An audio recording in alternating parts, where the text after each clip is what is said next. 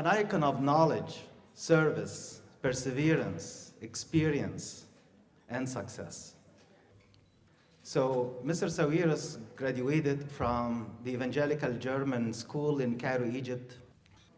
He holds a Master of Engineering and a Master of Technical Development from the Swiss Federal Institute of Technology in Zurich, Switzerland.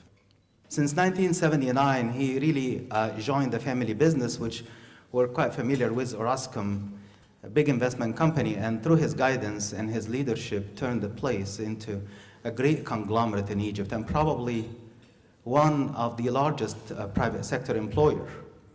We all know the telecom communication companies, and through merging with other countries, it became like the sixth largest company of telecommunication in the world, with businesses in over 24 countries, more than 380 million subscribers. So we all can imagine the magnitude of business. That's not the only thing. We know about real estate, we know about food industry, we know about investments. He is also the chair of the Aura company, which is high real estate company, investing right now in luxury development in Cyprus, actually transforming this place into a prime location in the Mediterranean basin. We all know about La Mancha. It's another company he's the chair of. It's a mining company, gold mining company, with a lot of business in Australia and in Africa. We cannot forget the Euronews. The family owns about 60% of the assets of the Euronews.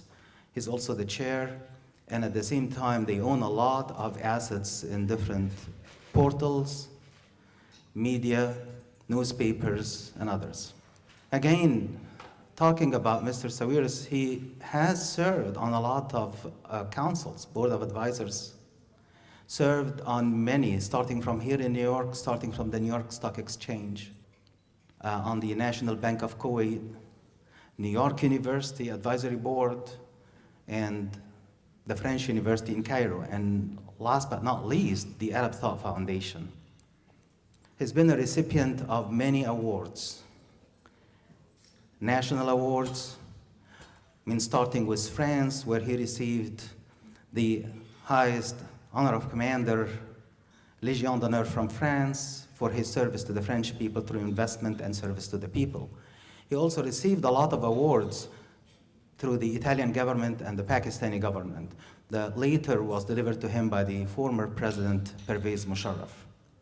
Again, talking about his service, following the footsteps of our Lord Jesus Christ, and being the vice chair of the Saweres Foundation for Social Development, he took care of a lot of underserved and underprivileged Egyptians.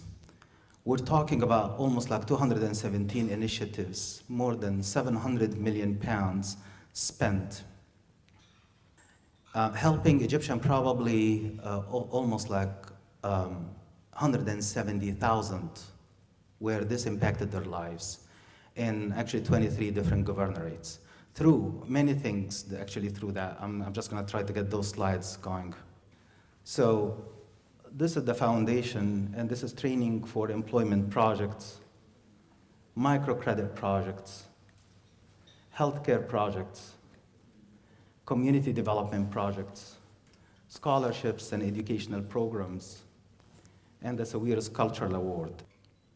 So again, at the end, we're celebrating and honoring engineer Mr. Naguib Saweres, a long tradition of service and success, a role model for us here in the Coptic Medical Association, for all our members. He shares our beliefs, he shares our hopes. And I think we have to join Matthew the evangelist on behalf of our Lord saying, "Well done, faithful servant. You've been faithful in few things. I will make you ruler over many things. Enter the joy of your Lord." Again, through the evidence presented to this congregation and the power vested in me as secretary, and without further ado, let's welcome Naguib Saweres. Thank you very much. I have to disappoint you by saying I never wanted to be a doctor, you know. And the reason is that I am I like to help, and usually pride myself that I will help anyone who comes in my way.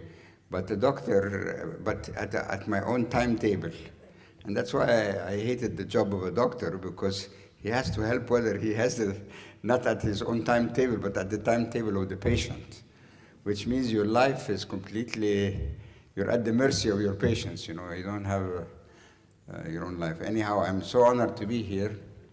And I want to first, before I go to my speech, I want to first congratulate all the people who helped create this association, because I'm a very strong believer that the Egyptian Copts should try and maintain first the relation between each other.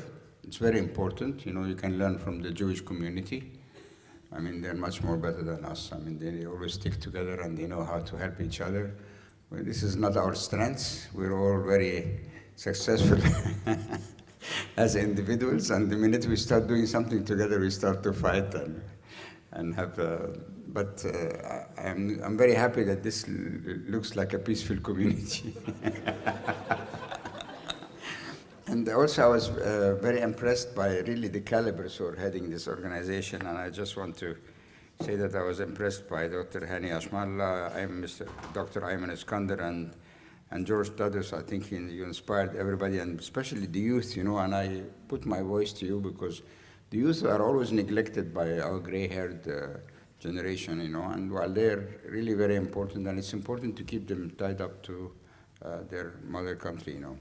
Having said so, I was thinking, okay, what do you think I should be telling you here? And that's why I chose my lecture to.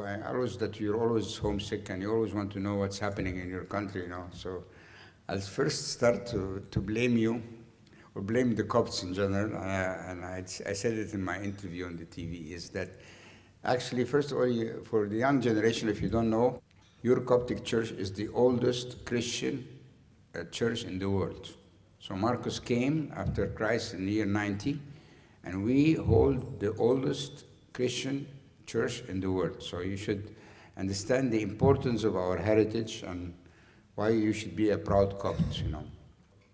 Now we come to the blame, because in the year 700, 3,000 soldiers, only 3,000 soldiers, invaded Egypt from Saudi Arabia, headed by Amr ibn al-As, and the Copts were already occupied by the Romans, and as usual, they didn't fight back. So at the end, 3,000 soldiers managed to put, at that time, 450,000 Egyptian Christian Copts under the mercy of the sword to convert or to flee in the monasteries or to pay a sum of money in order not to convert. And in due time, we also lost our language. So very few people know the language, you know. You need always to remember to keep close to your heritage, because I'm not propagating this, but, you know, when Maria wanted to escape with her son, she didn't come to New York. No, she went to Egypt.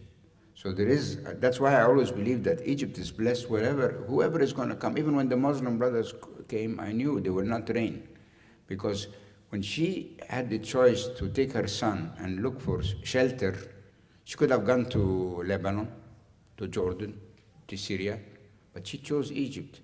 And that's why I believe that Egypt is blessed, because Jesus will never, and his mother will never forget that we hosted them in our country. So you guys, if you have a real faith, you should keep also the faith and in your roots and your tradition. This is my advice, you know, because it will give you also a power against everything else that's happening here, you know, the power of faith in your own heritage, in your religion, and in Jesus Christ. Now, I know why he asked me this question, because we went to school together.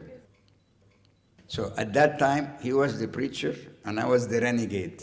So he would tell me, you have to go and always wait to see where God wants you to go, to lead you. And I would tell him, what's this, Bishop Bimbo, what's this? I mean, I'm going to go and I'm ambitious, I'm going to go in my life and God will be with me, but, you know, I can't every time I want to do something stop and ask God now, should I go right, should I go left, you know? And, so we had this big discussions all the time. And guess what? Now, in my journey, I mean, I was a Sunday school teacher in church, so I was teaching kids from 6 to 8 years, and I thought that my faith is built at that time when I was reading the Bible, was I was teaching the children Bible stories and all that, but actually, no. When my faith came during my life from school to university to the business world, came and became stronger and became so strong that, I mean, when people, people like tell me, oh, you're very brave, I always laugh. And that's because it's not about brave, it's about faith. If you feel God is on your side, who's going to reign against you? Nobody can win against you if God is on your side, So I always assume He is. I know that sometimes I disappoint Him, but He's always there. He's always with me, and He's the source of my power. So my belief became much more stronger in my practical life, from things that happened to me, from challenges, from evil people that I confronted, and I won over them through His help and through my faith. So that's what Bim wants us to Adil Bishai, wanted me to tell you about. That really, I understood what he was telling me when we were kids, but in my practical life, You're one of us, and your succeed for all of us. And God bless you, and God bless your father, and he made 3 kids. Right now, after 20 years from now, who's gonna run Saweres Foundation? Who's gonna run your business? Did any of your kids, guys, 3 of you guys, any of your kids involved now in a business to run it in Egypt? Because I have a feeling that your second generation, your kids and second generation for Ushman Sanis is gonna leave the country and all of us. Is this true or not? No, it's not true. I mean, in terms of, I'm the one who lives in Cairo, so I live in Egypt because I'm very close to my dad. My dad is very old, and I'm very happy living in Egypt. And, by the way, I'm popular by the majority, Muslims and Christians, same. Because in my life, I didn't differentiate, in my business. I remember there was a bishop, I won't say his name, because I was with Pope Shenouda, and he walked in and he said, so Pope Shenouda told him, come and say hello to Naguib. He said, no, I'm upset with him. Every time I send him a CV, he doesn't employ the person. So I told him, why should I employ him? He said, because he's Christian, and when he goes to the Muslim companies, they don't hire him. I said, so you want me, so it's wrong. He says, yes. I said, no, you want me to do the same. I'm not going to do this, so I should set the example. So I've never done this. I employ people by merit, not by their religion, and I have lots of Muslim friends, and I have no problem on a religious basis. My problem with the Muslim Brotherhood is that they wanted to eradicate us, and I'm not exaggerating. I have studied a lot about their thinking, and I've confronted them, and I've seen them. I was not fighting them from the dark. I was face to face, and I could see them. They are completely crazy, and I can tell you even examples. I mean, it's going to be too long, But to come back to your question, so at least my son, I've raised him to be a true Egyptian. So, but to answer you, so my son also came back to Egypt, and he, on his own, I wanted him to be on his own, so he started his own business. Then he came to me and said, I don't mind to start working with me. And he started to work with me now, but it's all going to depend on what's going to happen in Egypt too. I mean, our business will come and go, and we are now diversified. I mean, I work in around 28 countries, and I invest in 17 countries around the world, and all the direct, as much as you could describe my activities, So, but it will depend also about what will happen in Egypt, because I want my son to grow in a country where the rule of law and order applies. Rule of law applies, and not that he will be subject to any political decisions, I mean, he has to be free to express his opinion. He has to feel that if he wanted to be a general in the army, he can be, So there's a lot of issues, So it will depend how Egypt will develop, whether he decides to stay there or not, But for our businesses and so on, he can run them from anywhere, because we are not confined to Egypt anymore. Most of my brothers also there. I mean, my youngest brother has a big factory in Iowa here, for the biggest fertilizer plant in Iowa here, And my middle brother has touristic developments in around 12 countries outside Egypt, and same here, you know. So we are not just confined to Egypt, but Egypt for me is like, as I said, it's not just any country. I mean, imagine you are from a religion where your God's mother decided to immigrate to your country. I mean, she could have gone anywhere, you know. She could have done like you guys and come here to New York or New Jersey. She didn't. She chose Egypt. Speaking of school education and the expenses, do you know, and we've already addressed the situation with Nabila Makram before, was the scholarships. The fact that our education is expensive, a lot of us have to handle work full-time, not sleep, just to get over our education, and the fact that most of our parents are immigrants who came already old in age and working low wages. So just scholarship in general. Does Egypt or investors or businessmen have any future plans for scholarships? Okay, now I want to tell you something, and I'm not trying to brag or say that we're different, you know.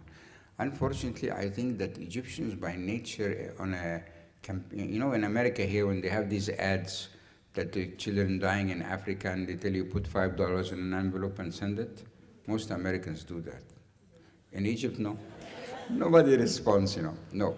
Having said that, so my family, and I'm not trying to brag because just you posed the question, so we have every year we send 20 people out of Egypt, Muslims and Christians, regardless of their religion, with only one condition, two conditions. One is that they get accepted in an Ivy League university, so they just have to be accepted in an Ivy League university. And the second condition, that they come back to Egypt. And they don't necessarily need to work for us. So there's 20 people every year coming. Then we have, the Saweres Foundation has other scholarships too, for masters and postgraduates, you know. And then I have my Twitter and WhatsApp account, which is also based on some godly interference sometimes. I can tell you the last one I sent to King's College to do a master's in legal, because it's a very nice story. I mean, he texts me and he says, I just got accepted in King's School on my WhatsApp. I don't know him, you know, I get like, every day I get 100 WhatsApp from people I don't know on WhatsApp. On Twitter, maybe 1,000, but he says, I got accepted in King's College and it's going to cost me £35,000. And I have just this last week paid a lot of money for 2-3 other people directly. You know, I do it directly. I don't do it through the Saweres Foundation and all the other stuff that I told you. So, I was not in a good mood, and I was stressed in my business, and the business was not doing well too. So in my bad mood, I asked him, I said, really, I'm sorry, but I've just done too much in this lately, so please accept my apology. So there are two reactions that usually I get. One, he told me, I knew you will not help me because I'm Muslim or because of any reason you will say or something else, or because I'm not this or that. And I didn't expect you to help anyhow, so it's this bad reaction. Now this guy answers me like that. He says, you know, Mr. Saweres, I appreciate so much that you answered me. I know how much you do for everybody, and you will always never say no to anyone. I really appreciate your answer. God bless you, and thank you very much. So I looked at this message, I said, oh my God. I texted him back, okay, I'll do it.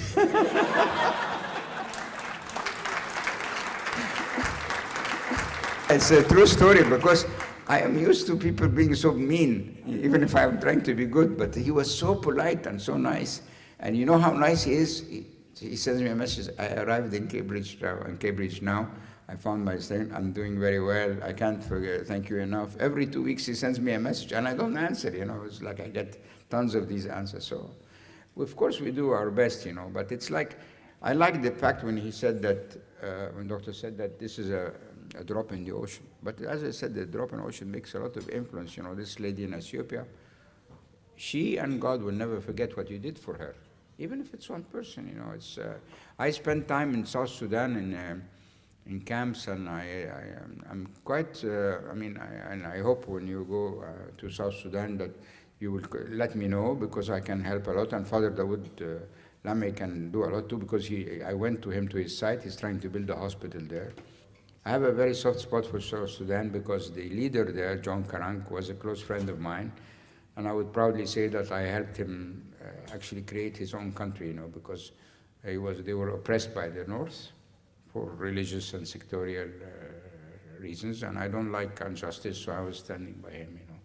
So there are, but not many people do that. Yeah. So just we could guess how good is floating and floating the currency, but what does it actually mean, and what's its influence on Egyptian people? Because we could only guess and hear what they say versus what we look up online.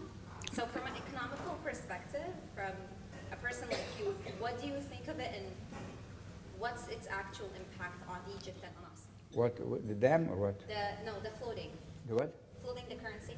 No, it was a must. It was a must because he said, look, nobody's ever managed to say the dollar equals so much. That just doesn't exist, and everybody who's ever tried this failed, you know. So you have to leave the tools of the market to operate. Now the problem in our countries, they're always so scared and so late in taking the right decision that it costs them 10 times the price. So the decision was due.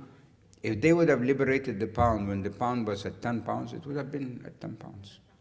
You know, but they waited, so by the time they liberated, it went to 20 pounds. You could have done it at 10 pounds. It's just the guts, you know. I mean, one of the reasons guts and faith, you know. So you have to have guts, even if you ask me as a business, if some young people who they want to start business, what are the best advices? First, hard work, honesty, perseverance, and guts. If you're scared, it means you have no faith in yourself or in God. Well, one more question. Can Coptic people in Egypt, why can't they ask for their rights? Why can't they? I love this question. You're speaking music to my ears. And I will give you the worst answer that nobody will like. Unfortunately, it's a Coptic gene. They don't fight. Maybe it's because they believe in the right cheek and left cheek. You know, I always make it clear to all my enemies, by the way, I'm not from this school. You know, if you try to make me tumble, I'll break your leg. If you break my leg, I'll break your head, you know. So I'm from another gene, you know. It's not in their genes. I was telling you this picture. When I used to go in the church, they were all like that and accepting the situation. You're right. They should fight for their rights. But the young generation is different.